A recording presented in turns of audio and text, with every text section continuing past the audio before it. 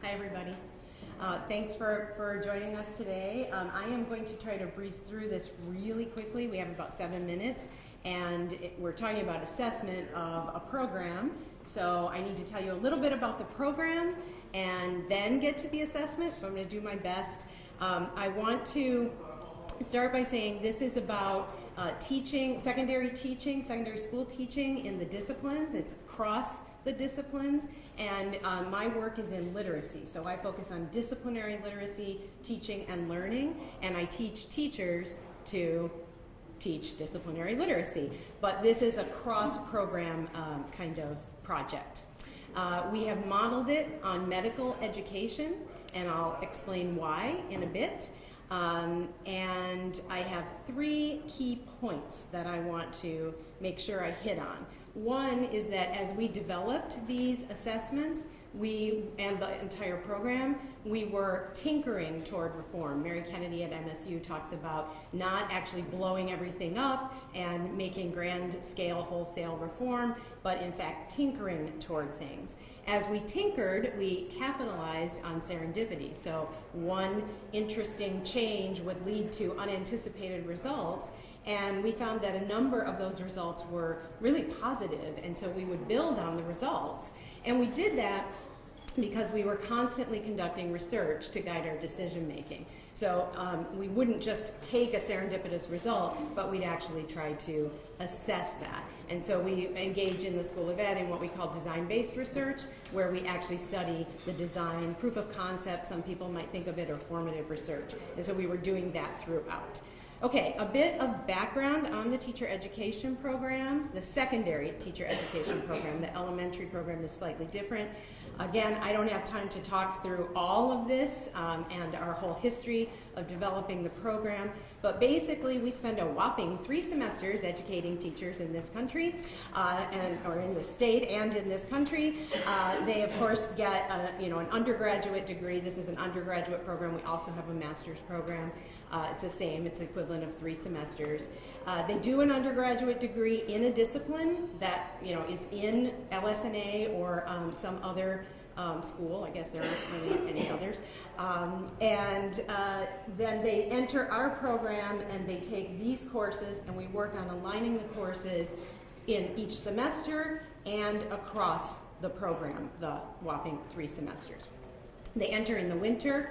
Then they take their 2nd semester in the fall, and then in the 3rd semester, the next winter, they student teach. And so we talk about the first 2 semesters as their internship semesters, and the 3rd semester as their residency. One of the things that we hope to do based on our assessments is actually start to develop a 1st and 2nd year teaching residency where they're teaching full time, and we're actually trying to develop a teaching school to do that. So what is Rounds? Rounds is really not as much about the rotations that our interns go through as it is about the kind of coherence we're trying to build in our program.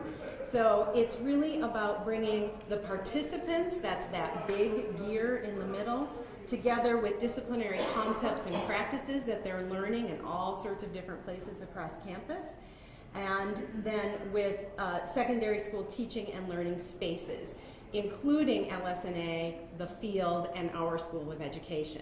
So before we started this program, our program wasn't really a program. It was really fragmented, and we left the burden of learning how to teach and how to make coherent all of these different pieces to the work of the novices, the least capable for actually building coherence in a program. Because they take an LS&A course, they do a field experience, they come to our courses, and we had some field instruction, but it was really quite fragmented. So our work is all about trying to pull these pieces together.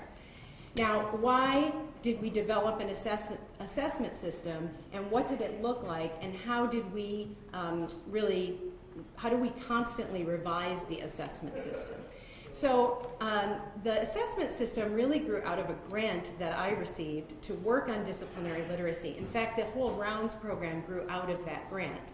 And in order to know whether we were having any impact, we had to develop some assessments. So believe it or not, we had no real whole program assessments prior to that time. We had evaluations that field instructors would make and that attending teachers would make. But we didn't have an actual assessment system that everybody could be evaluated on. So initially, we developed some surveys to give to all program participants. When we started, we did it at 4 time points when it was part of the research program, and then we reduced it to 2 time points because it's quite cumbersome to administer these assessments. Then we also engaged in written performance assessments that everybody in the program weighed in on, whether they were doing science education, math education. We had they were all the same kinds of questions, but different content for each of those areas. And again, 4 time points reduced to 2 time points. If I had more time to talk about that, I'd tell you why that was absolutely necessary. But you can imagine that if you give the same test 4 times, people get a little less interested in completing it with any kind of rigor. And so we realized that it was kind of defeating the purpose because they were actually looking worse at the end of the program. We also engage in video performance assessments. They film themselves teaching every semester, at least once in the first semester, multiple times if they can make that happen. We have these really fancy cameras that get 2 angles so we can really see the board or the front of the room, and we can also see the students. We have multiple mics, and all of our cohorts take those out and film themselves. By the end, when they're in their student teaching residency, they film themselves at least 3 times and often more times so that we can actually watch their teaching and assess it. And then in the first 2 years of our work, we engaged in in-depth interviews, and those were actually really critical to our learning. Our current assessment tools are still video assessments, but this year, well, last year, we moved to the development of holistic competencies. Is it time to stop? Okay. Let me just show you what those holistic competencies look like. We found the reason we moved to these is that the work in the field was really problematic. It was actually countering what we were teaching them to do as teachers. And so we had to develop a different kind of system for them to engage in the field. The assessments prompted this idea that we would focus our work on curricular and field coherence, and that we would engage in a lot better kind of field supervision. This is what our rounds program looks like. You don't get to look at that very long because I'm out of time.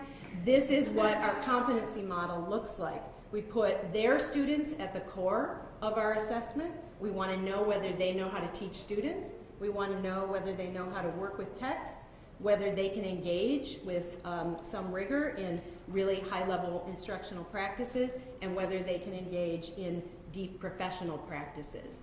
I can share this with you later in the Q&A if you want to see more about the specifics of our competencies. We do a holistic competency rating that allows us to measure them from novice intern all the way through novice resident. We borrowed from Ann Arbor Public Schools' system of rating students, beginning, developing, and secure at each level, and this allows us to actually track their growth over time. And so for the first time, we actually have the ability to think about normative growth trajectories for teacher candidates. And I'll stop there. We have another piece, Grand Rounds, but I will stop to get you there.